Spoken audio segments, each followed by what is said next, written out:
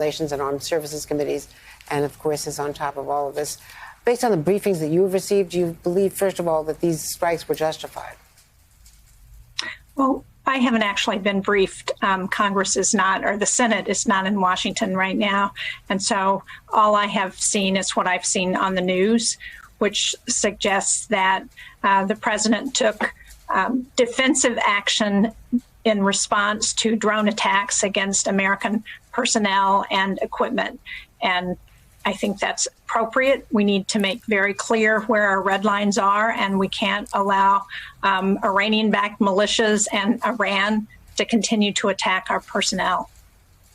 The Iraqi government has issued a very strong denunciation of this, saying that it violates their sovereignty. Iraq seems to be very carefully balancing of course, Iran is right next door, and Iran is such a powerful force in much of Iraq, Shiite militias as well. So they're now really criticizing the U.S. Well, two of the strikes, as you know, were in Syria. One was in Iraq. I am not surprised at that Iraqi response, but the fact is, if the Iraqis are not able to control those Iranian-backed militias and they have free reign to attack Americans and other people in the region, then it needs to be clear that those kinds of attacks just are not acceptable. And how does the president balance the deterrence factor, what he needs to do, what he feels he needs to do, what you have said is an ongoing situation with the Iranian threat, the militia threat of their proxy groups, plus his clear desire to try to reestablish a connection with Iran, especially with this new regime, and get that nuclear agreement back on track, given the very short time frame we've been told. Their nuclear fuel development, rather, over the last year or two since they've broken out, following our getting out of the agreement under President Trump, puts it, only months away from having enough nuclear fuel for a weapon. Well, it's not just the technical situation with building a nuclear weapon. It's also the political situation in Iran, where they have elected an even more extreme president with Raisi, who is going to take office in August.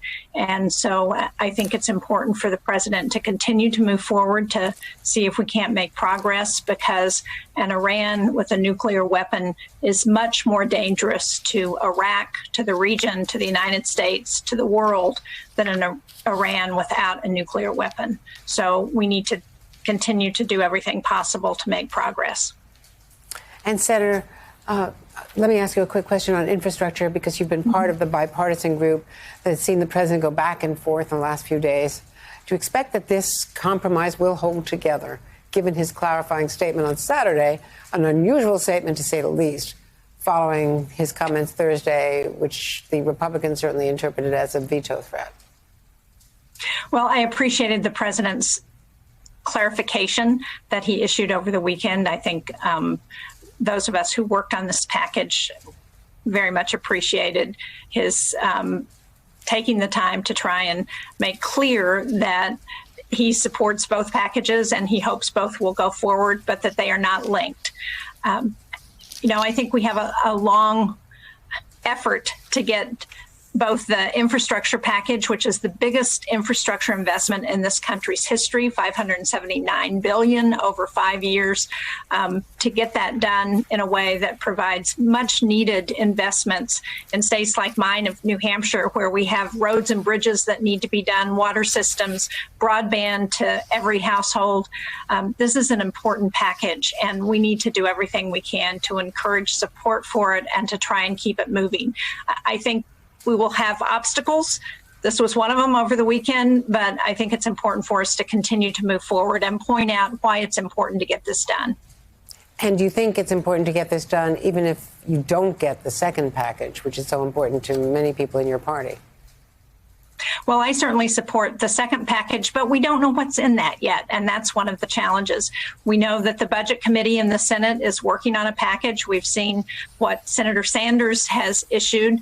That hasn't gone through the Budget Committee yet, so we don't have a second package, which includes what President Biden has called the Families Plan, that would invest in childcare and family medical leave and education and so many in home and community-based services, so many of the things that we know we also need in this country.